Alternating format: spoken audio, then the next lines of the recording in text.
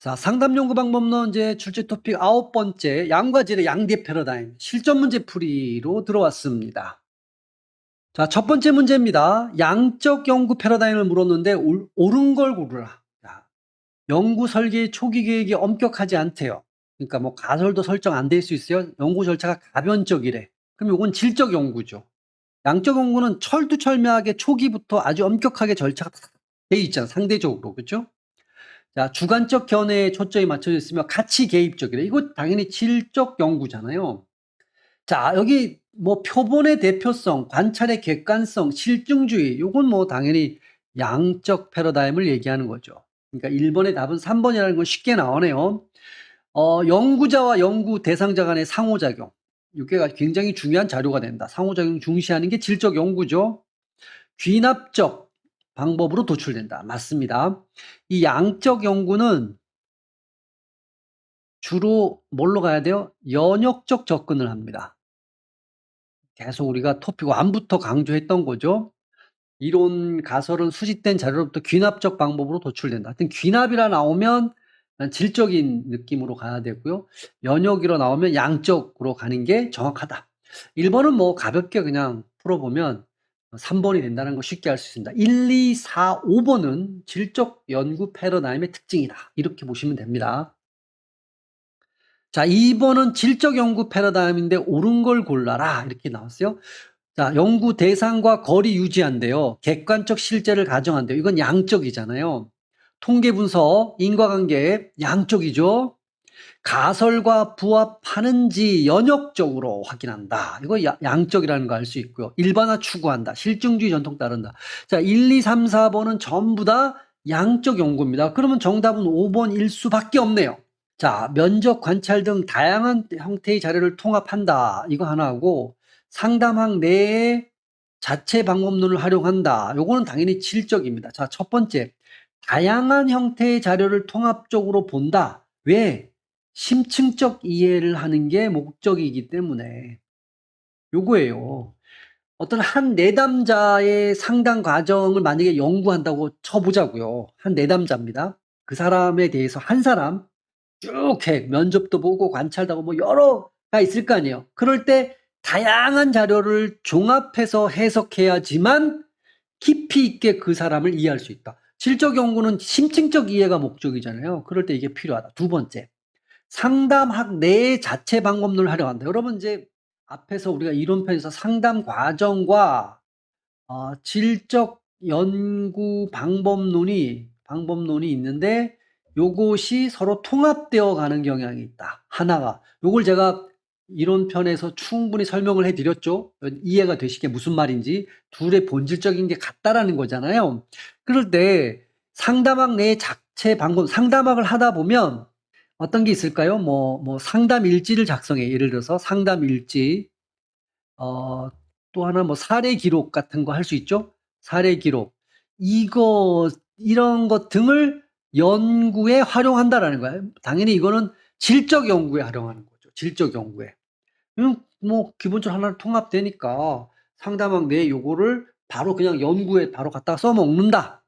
이건 질적 연구다. 상담학과 질적 연구는 상담 과정과 질적 연구 방법론은 또는 연구 과정은 상당히 통합되어져 있다. 자, 3번으로 한번 가보죠. 자, 연구 패러다임의 성격이 나머지 넷과 다른 것. 자, 심층적 이해, 개별 사례, 주관적 의미, 이거는 질적 연구잖아요. 질적 연구. 자, 2번 자연스러운 맥락에 중시한다. 독특한 맥락. 이건 당연히 질적 연구죠. 맥락이라는 게 이제 상황, 배경을 얘기한다. 이렇게 보시면 되죠. 심층적으로 기술한다. 의미에 대해서, 이것도 사례를 이해한다. 이것도 당연히 질적 연구입니다.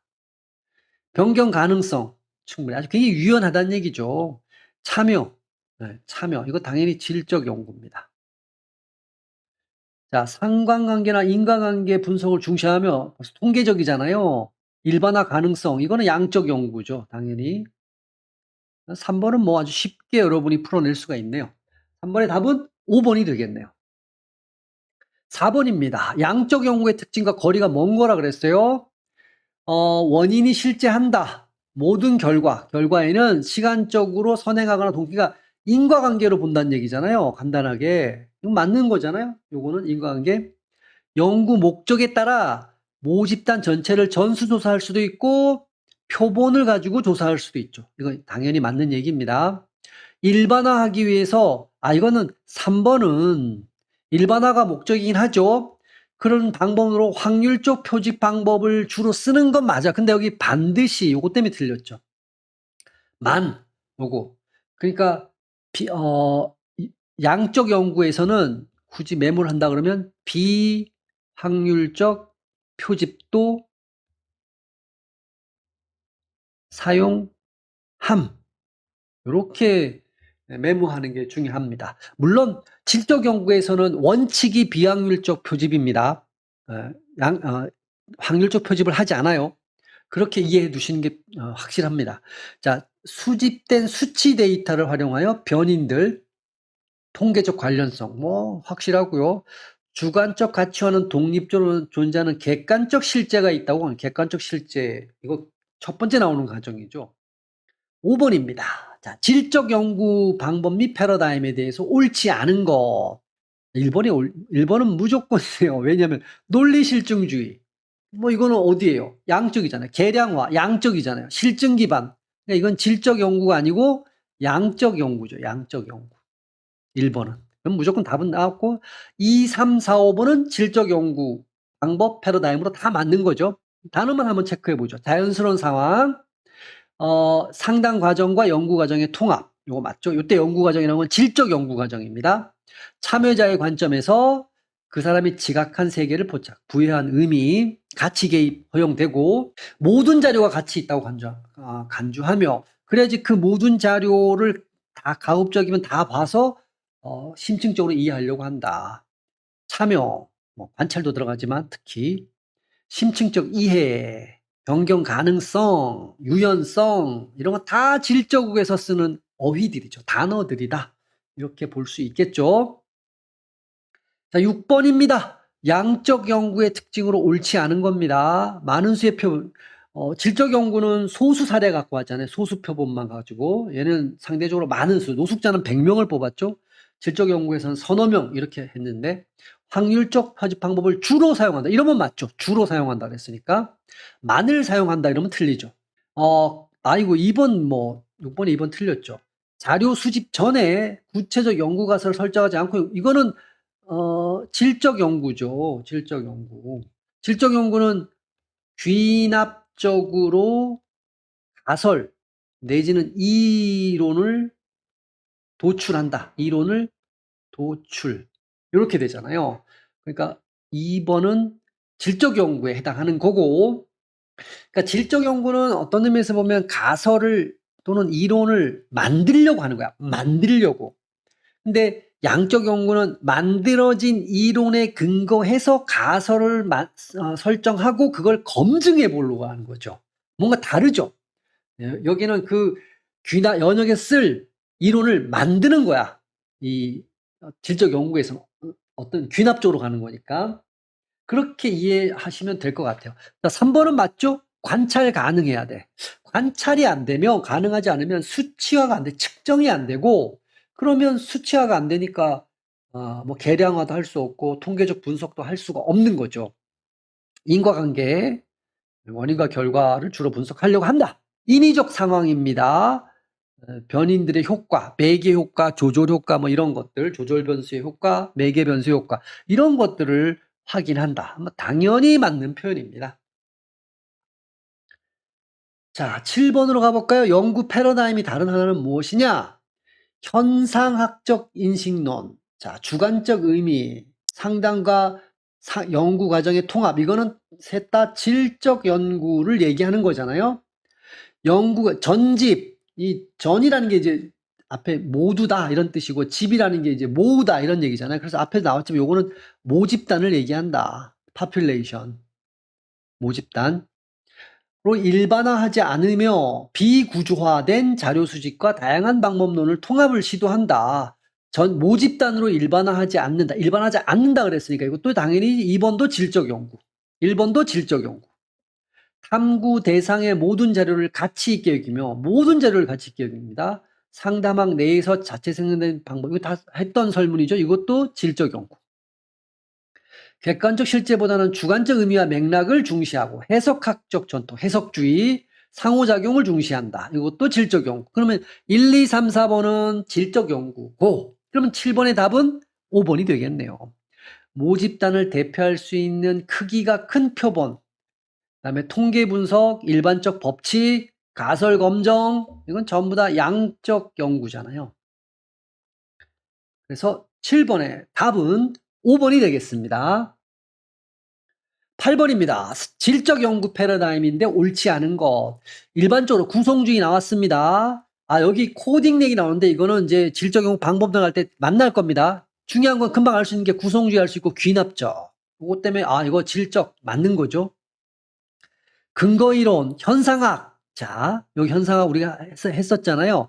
이런 이론들은 또 다 하나씩 한다 그랬죠. 합의적 질적 연구. 당연히 이 방법론에 들어가는 겁니다. 오케이. 맞는 거고요.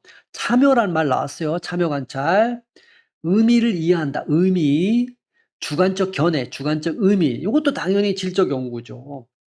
초기 계획이 엄격하게 규정 안 돼 있죠? 네, 유연하고 가변적이다. 질적 연구. 1, 2, 3, 4번이 다 특징에 들어가네요. 그럼 답은 5번이겠네. 일반화를 위해 표본, 대표성과 관찰의 객관성, 실증주의. 이건 당연히 양적 연구를 얘기하는 거죠. 5번은. 8번의 정답은 5번입니다. 자, 이제 9번이 나왔는데 네모 안의 패러다임이 뭐냐? 양 아니면 질이죠. 물론 뭐 제3의 패러다임도 있을 수 있지만 그럼 이게 뭔지 판단부터 해보자는 거예요. 자, 행위자의 주관적 의미와 맥락, 이거 없이는 완전한 이해가 불가능. 그러니까 주관적 의미와 맥락이 굉장히 중요하다는 얘기잖아요. 관찰자와 독립적인 객관적 실제가 존재하지 않는데 이미 끝났네. 이거는 질적 연구 패러다임이네요. 그죠? 현상의 수치화는 숫자로 표현하는 거는 인간 경험의 역동성, 심층성을 포착 못하고 개별적 관찰의 성급한 일반화는 본질을 왜곡한다. 비판한 거잖아요. 일반화하는 거하고 수치화하는 거를 비판한 거잖아요. 질적 연구 맞죠? 연구자는 현장 참여, 상호작용, 자료를 수집하며 가치 개입, 해석학적 태도. 100% 여기 네모 안에 있는 거는 질적 연구 패러다임을 나타내는 겁니다. 그러면 가장 밀접한 걸 고르라니까 질적 연구가 밀접한 거. 방법론적 이론론, 기계론적 인과론, 이건 양적 연구죠. 둘 다. 가치 중립성, 이거 양적 연구입니다. 연구자와 대상자 간의 독립성 유지, 거리감을 유지한다는 얘기예요. 이거 양적 연구죠. 3번 나왔죠? 주관적 의미, 현상학 나왔잖아요. 확률적 표집 주로 일반화 시도하는 거죠. 관찰에 근거하지 않는 지식의 공합. 관찰하지 않고 하는 거 이거는 경험적으로 근거에 기반한 게 아니니까 공허하다. 계량화를 강조하고 있다. 그러니까 1, 2, 4, 5번은 전체가 다 양적 연구를 얘기하는 거예요. 3번만 질적 연구를 얘기하는 겁니다. 그래서 쉽게 이해할 수 있죠. 특히 5번에 이 관찰에 근거하지 않은 지식은 공허하다에서 관찰에 근거한다라는 건 이게 실증이에요. 실증. 그러니까 경험적 증거. 이런 거 없으면 증거 없는 지식은 공허하다. 이런 말하고 같은 얘기입니다.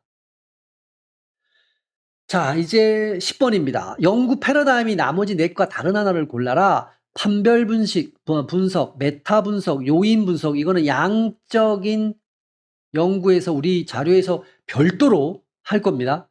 근거이론, 담화이론, 요거는 이제 질적입니다. 질적 방법론입니다. 체험, 경험, 담화, 이야기, 근거이론, 근거를 생성하는 거죠. 그러니까 봤을 때는 10번은 일단 2번이에요. 왜냐면 2번은 요건 전부 다 질적 연구 방법론입니다. 나머지는 100% 양적 연구예요. 그러니까 1, 3, 4, 5번은 양적 연구인데 우리가 여기서 안 다루는 건 없어요. 실적 연구 특징에 해당하지 않는 겁니다. 내부자적 관점. 이거는 참여자죠. 실험 참여, 그러니까 그 연구 참여자의 관점. 일반적 법칙의 발견은 일반화죠. 요거는 이제 양적 연구죠. 양적 연구. 11번은 2번이 됩니다. 현상화, 가치 개입. 그러니까 양적 연구는 가치 개입이 아니라 가치 중립입니다. 이건 객관이라는 얘기예요. 객관성 유지. 연구자와 연구 대상자 사이의 상호작용. 서로 주고받는 거, 이거 중시한다. 그래서 11번은 너무 쉬우니까. 12번 이제 마지막 문제인데요. 질적 연구 패러다임과 가장 거리가 먼 거. 틀린 거 골라라 이런 얘기죠. 수치화해서 일반적 경향을 파악하는 시도가 갖는 한계. 그러니까 요렇게만 보면 틀린 것 같아. 양적이잖아요. 요 한계에 주목한다. 그렇죠. 야, 이거는 한계가 있어라고 비판을 하는 거야. 이거 맞는 거죠. 연구 대상의 상황을 정의하고 상황, 어떤 상황인지 스스로 주관적 의미를 이해하잖아요. 상황은 이제 어떤 맥락, 배경 뭐 이런 거잖아요. 맞는 말입니다. 구성주의는 사례 연구, 해석, 재구성 등에 초점을 둔다. 구성주의 철학에 두는 겁니다. 구성주의 연구자는 뭐 당연히 맞는 거니까 조금 이따 더 약간 보강하고요. 연구 대상자 간의 비공식적 언어에 주목하고 참여라는 말 썼어요. 심층적 인터뷰, 상호작용이라는 거야. 인터뷰, 주로 한다. 이건 뭐 당연히 맞을 거라는 건 충분히 알 수 있습니다. 구성주의 패러다임을 따르는 연구자는 수집한 자료가 자신의 예측과 이거는 5번이 틀렸네요. 구성주의 패러다임을 따르는 연구자는 요렇게 하면 요건 질적 연구 패러다임이 맞는데, 그죠? 요거는 질적 연구 패러다임 맞죠? 근데 수집된 자료가 자신의 예측과 부합하는지 여기 보면 사전에 예측한다. 자료 수집 이전. 그러니까 정확하게는 자료 수집 이전, 이 사전이라는 건 이전에 예측한다라는 건 가설을 얘기한다라는 거예요. 가설이 뭡니까? 아직 자료 수집을 안 한 거야. 그래서 사전에 아마 이럴 거야라고 설정한 게 가설이잖아요. 그러니까 자신의 예측과 그 예측이라는 건 뭐예요? 수집한 자료 수집 이전에 한 거죠. 가설과 부합하는지를 검증이라는 말을 썼어요. 그러니까 가설 검증인 거야. 그러니까 요거와 요거가 안 맞죠. 만약에 이걸 그나마 문장을 맞게 하면 실증주의 패러다임을 따르는 연구자는 검증한다. 이런 맞아. 근데 어쨌든 질문이 질적 연구 패러다임과 거리가 먼 거, 요거는 맞는데 요 뒤에 게 틀렸죠. 그죠? 그래서 5번입니다. 그리고 여기 구성주의가 맞죠? 질적 연구의 철학적 배경은 당연히 구성주의 연구자입니다. 이 사례 연구합니다. 하나하나 케이스 바이 케이스. 그 해석주의, 그 주관적 의미를 해석해야 현실을 이해할 수 있다. 그러니까 앞에서 이론편을 다시 한번 떠올려 보세요.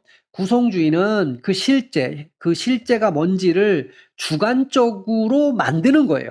그러니까 주관적으로 의미를 부여한 거야.